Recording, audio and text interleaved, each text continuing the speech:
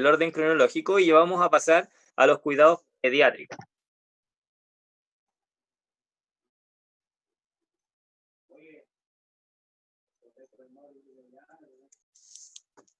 Entonces, ¿qué es considerado un paciente pediátrico? Un paciente pediátrico es considerado un paciente cachorro, ¿ya? ¿Y qué es un paciente cachorro? Eso puede variar entre razas, ¿ya? Obviamente las razas más grandes pueden demorarse mucho más en ser pacientes adultos, pero en la teoría de 1 mes a 12 meses ya tenemos un paciente que está dentro de la categoría cachorro. Después de los 12 meses, o sea, después del año, ya pasa a ser un paciente adulto.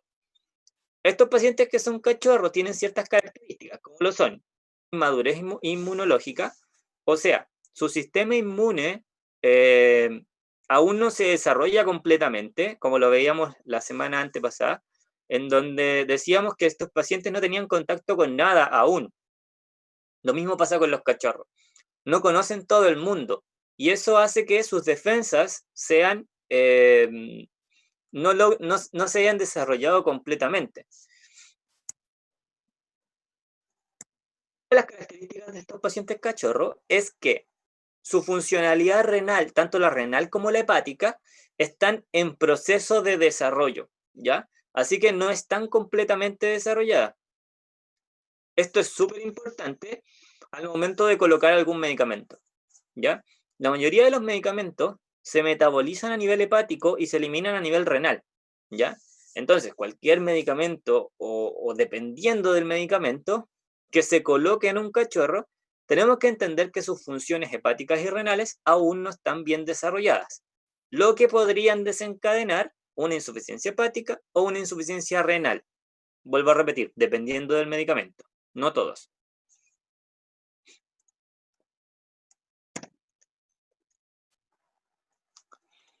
En cuanto a la alimentación, tenemos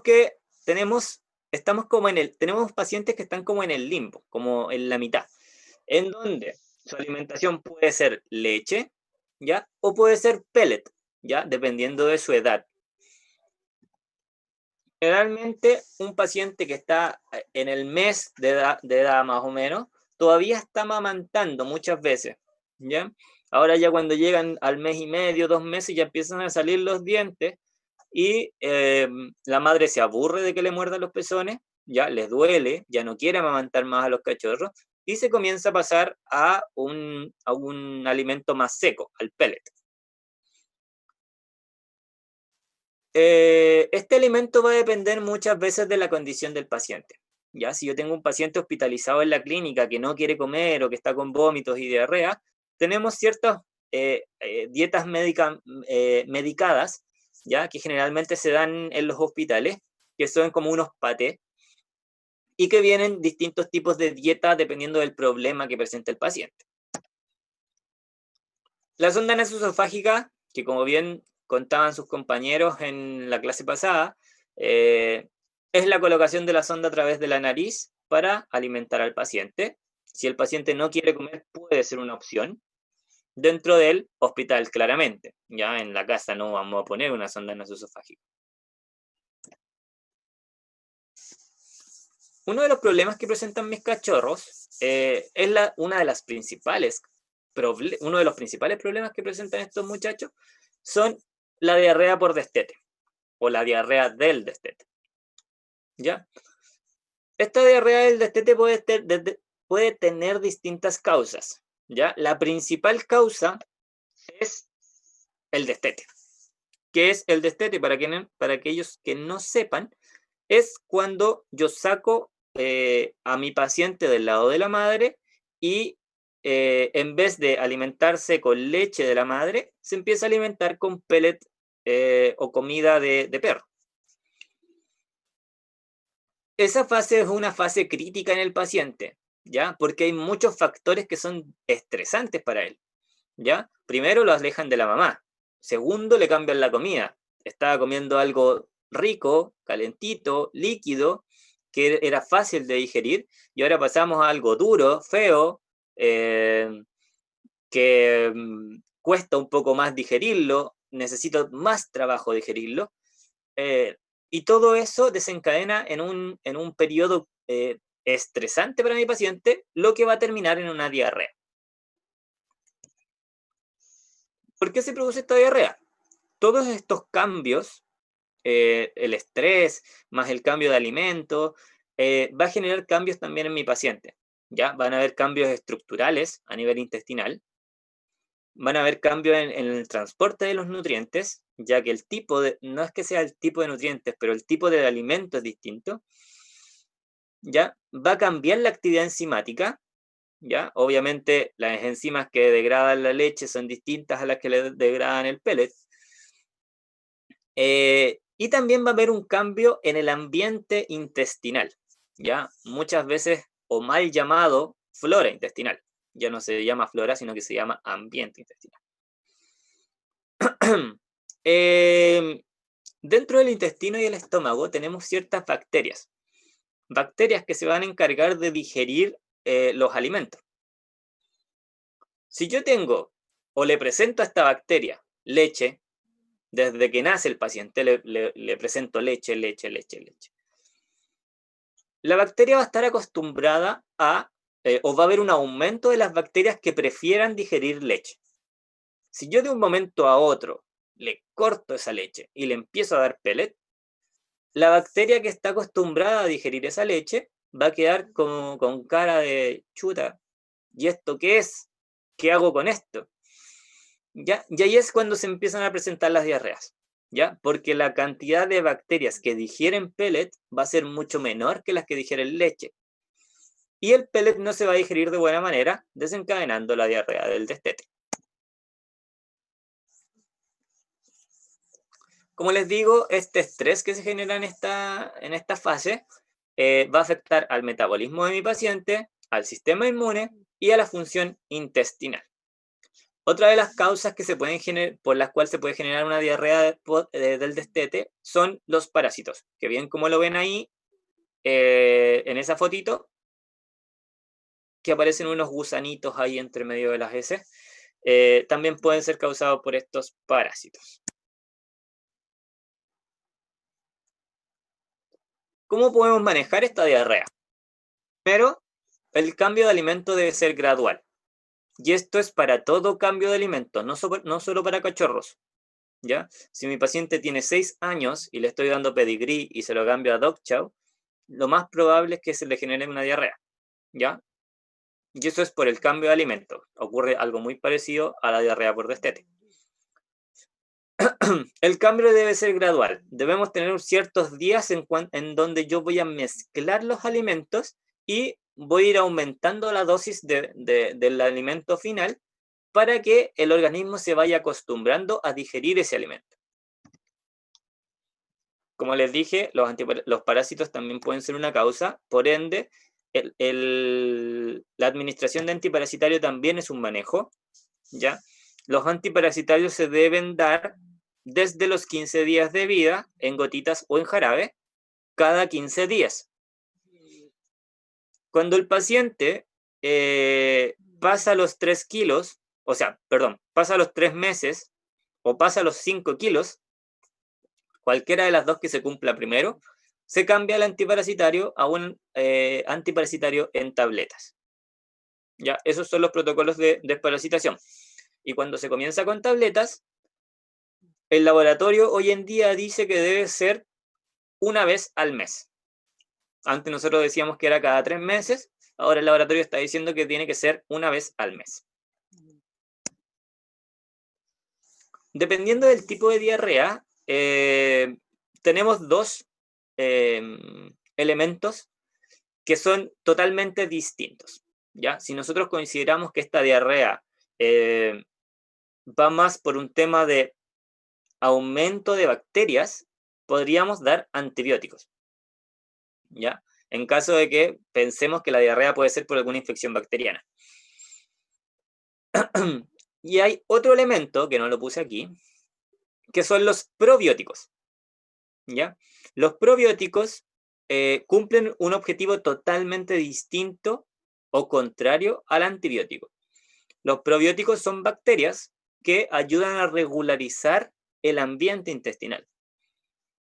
¿Ya? El probiótico agrega bacterias para mejorar la digestión, y el antibiótico elimina bacterias. No todos los antibióticos eliminan bacterias, yo se los digo así para que lo comprendan. La fluidoterapia es súper importante, sobre todo en un paciente que tenga diarrea, ¿ya? Porque la deshidratación es lo primero que puede matar a mi paciente. El tratamiento sintomatológico siempre se ocupa, ¿ya? Siempre tratamos lo que vemos. Si el paciente tiene vómitos, tratamos los vómitos. Si el paciente tiene diarrea, tratamos la diarrea. Y otro punto importante es la higiene, ¿ya?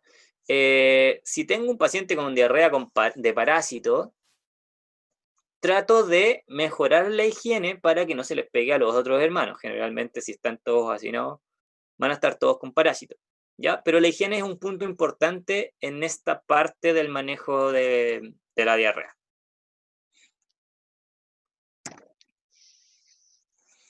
La inmunidad es uno de los factores que cambian o que son inmaduros cuando el paciente es cachorro, ¿ya? Y es uno de los factores del cual nos tenemos que preocupar, ¿ya? La inmunidad son las defensas de mi paciente.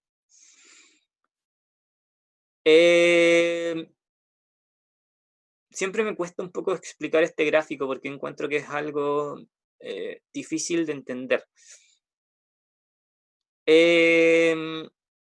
Lo que nosotros buscamos con la vacunación inicial es tratar de que mi paciente mantenga sus anticuerpos altos, ¿ya? Y por eso tenemos que ser muy rigurosos, sobre todo en las primeras vacunas, ¿ya? Cuando el paciente es cachorro es cuando más rigurosos deberíamos ser en la fecha de vacunación.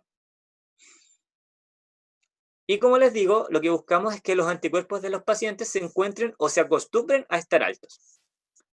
En este gráfico vemos dos líneas, una amarilla y una roja, ¿ya? Siendo dos pacientes distintos.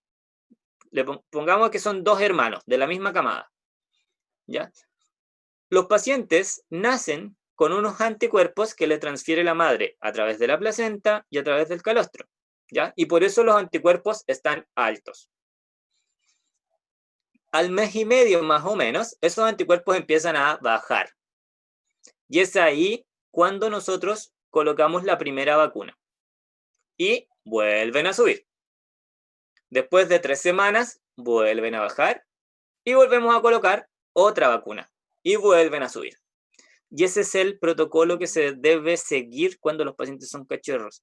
Y por eso uno es tan riguroso con las fechas y tan pesado cuando la gente se atrasa en las vacunas.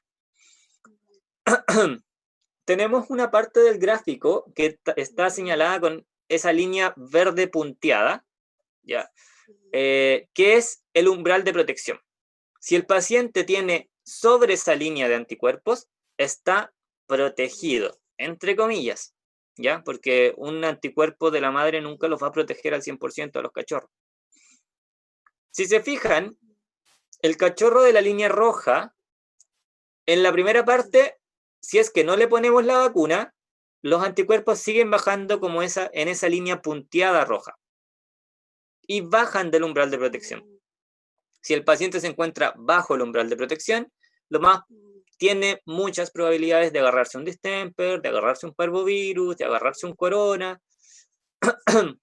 Y eso es lo que se busca en la inmunidad, ¿ya? Mejorar la inmunidad a través de las vacunas. Profesor, una consulta. ¿Sí? Hablando de distemper, cuando a un perro le da distemper, ¿hay alguna manera de solucionar eso? No. ¿O no? Lo vamos a ver. Ya. La vacunación en general, la mayoría de las vacunas son subcutáneas, ¿ya? Excepto la KC. La vacuna KC es una vacuna que se coloca antes del invierno, ya que nos ayuda con la parainfluenza y la rinotraqueitis, y esa es la única vacuna que se echa por la nariz, ¿ya? No se pincha, ¿ya? A la jeringa se le pone una boquilla, se coloca en la nariz y se echa por los hollares hacia adentro. Profe, ¿para qué sirve esa vacuna? Rinotraqueitis y parainfluenza. ¿Ya? El resto de vacunas, todas son subcutáneas. La vacunación debe ser en animales sanos, ¿ya? Alguien me preguntó algo en el chat. Ya, no puedo vacunar un paciente que no esté sano.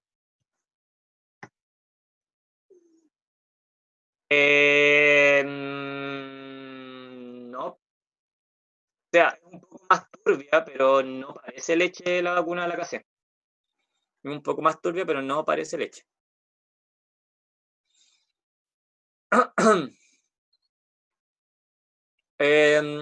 Como les digo, el animal si no está sano, no se debe vacunar, ¿ya? Porque la vacuna puede traer complicaciones.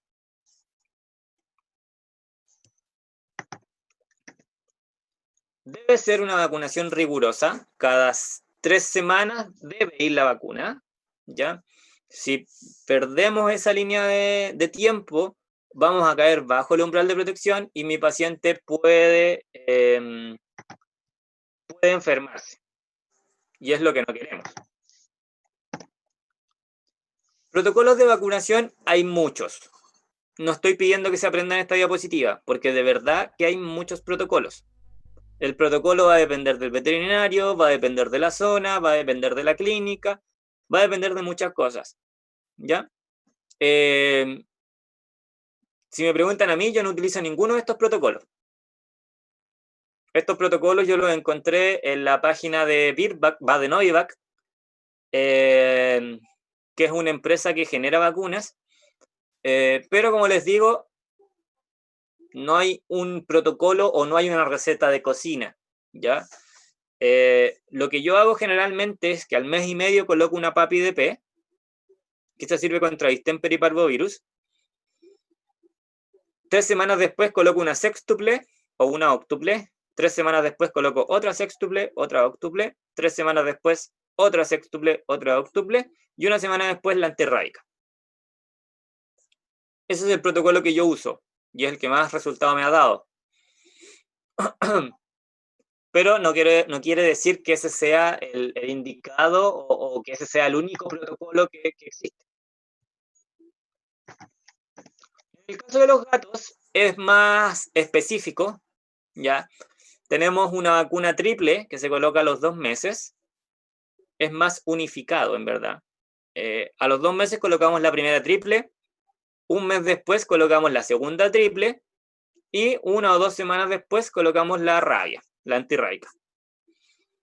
Hoy en día se está agregando otra vacuna, que es el de la leucemia, que nosotros personalmente la colocamos después de la antirrábica. Hay gente que la coloca antes, da lo mismo. Y esa vacuna sigue un protocolo muy parecido al de la triple. Se coloca una primero, un mes después se coloca una segunda y después una vez al año. Después del calendario inicial, todas las vacunas deberían ir una vez al año. En el caso del gato, en particular, el sitio de vacunación no es cualquier sitio de vacunación, ¿ya? El sitio de vacunación va netamente en los miembros. Mientras más alejado del cuerpo, mejor, ¿ya? Los gatos tienen una característica que los perros no tienen, que tienen un gran o un alto porcentaje de generar tumores malignos a partir de vacunas. No solo de vacunas, también de medicamentos. Por lo tanto, cuando ustedes coloquen algo en un gato, traten de colocarlo más alejado posible del cuerpo, ¿ya? ¿Por qué? Porque es mucho más fácil amputar un brazo o amputar una pierna, que si tengo un tumor en tórax, no le voy a poder amputar el tórax al gato. ¿Ya? Lo mismo pasa en la cola. Ya se puede colocar en la cola. Ya hay doctores que la colocan en la cola, porque es mucho más fácil amputar una cola que amputar otra parte del cuerpo. Como les dije, tenemos la otra vacuna, que es la vacuna de la leucemia. ¿Ya?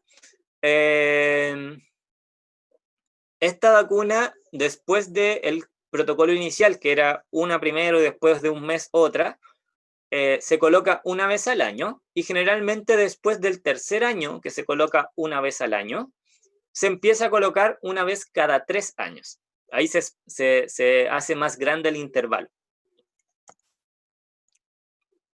¿Por qué ahora les cuento que existe esta vacuna? Porque en verdad antes el laboratorio decía que no todos los gatos se podían vacunar, que el gato susceptible y que no estaba enfermo se podía vacunar, pero el que estaba enfermo no se vacunaba. Entonces era como bien engorroso el tema. Hoy en día el laboratorio dice que todo gato se vacuna, aunque esté enfermo. Aunque tenga leucemia, se vacuna igual. La vacuna no le va a producir nada.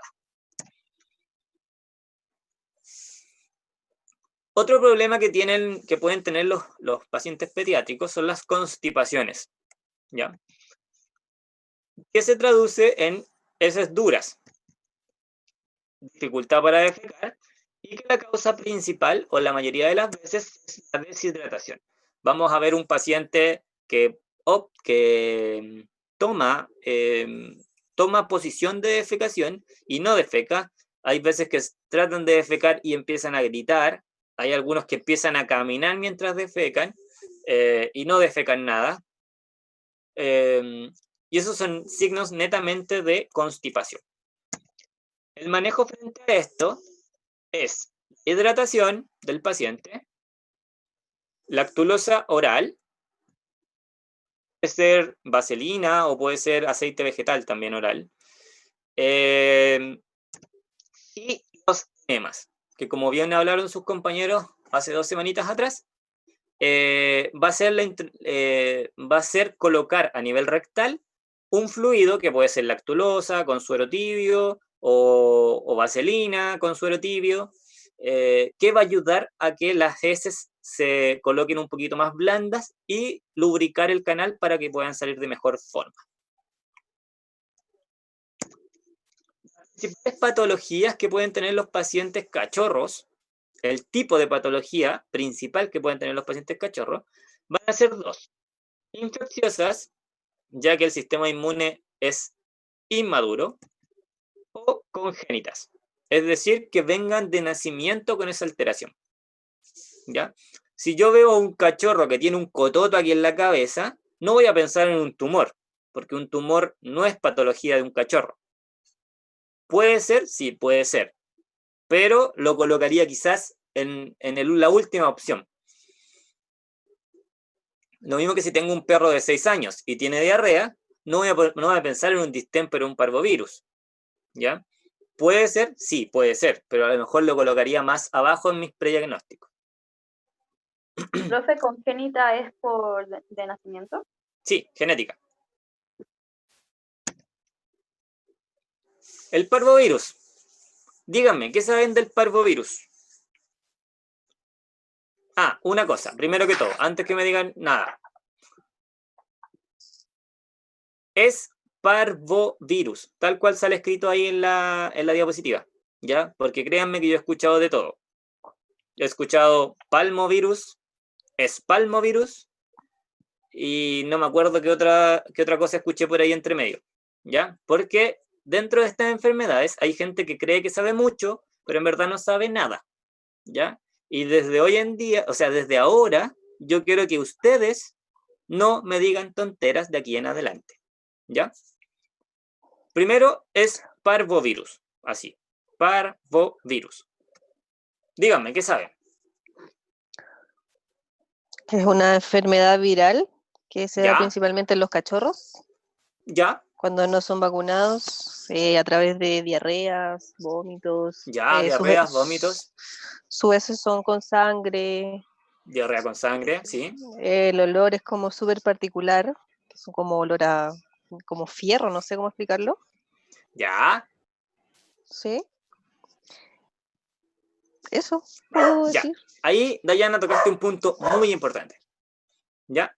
Yo quiero que desde ahora en adelante ninguno me diga, ah, esto tiene olor a parvo. ¿Ya? Porque el olor a parvo no existe. ¿Ya? Bueno, yo Es lo digo porque es un una olor mentira. particular. Ya. Es un olor muy particular. Sí, es un olor particular. Es que lo dijiste de buena manera, porque dijiste es un olor particular. Como a hierro. ¿Qué tiene hierro dentro del organismo? La sangre. La sangre. ¿Ya? cualquier diarrea que venga con sangre digerida va a tener olor a parvo. ¿Ya? Por eso yo les digo, el olor a parvo no existe. El olor que se produce en el parvovirus es el olor a la sangre digerida. ¿Ya? Pero sí, Dayana tiene mucha razón. Es un olor muy particular. ¿Ya? Pero que tenga ese olor no significa que sea parvovirus. Eso es lo más importante que quiero que se lleven de aquí. ¿Ya? Genera una gastroenteritis aguda, como dijo Dayana. Hay inflamación del estómago, inflamación del intestino. Con vómitos, diarreas con sangre. ¿Ya? Es altamente contagioso y por lo mismo debemos respetar zonas infecciosas y la higiene. Si ustedes tocan un paciente que está en el hospital infeccioso con parvovirus, salen y se lavan las manos. 3, 4 veces. Si el paciente tocó su ropa, se cambian la ropa o se ponen una bata. ¿Ya? El parvovirus es mucho más difícil eliminarlo que el distemper. ¿Ya? Porque el parvovirus es un virus que no tiene envoltura. ¿Ya? No sé si han escuchado en las noticias ahora con el tema del coronavirus, que dicen que es un virus envuelto y que por eso es muy fácil eliminarlo lavándose las manos. El parvovirus, no. El parvovirus es un virus muy difícil de erradicar porque no tiene envoltura. Ya chicos, nos queda un minuto. Salimos y volvemos al mismo link, por favor, que nos queda lo último.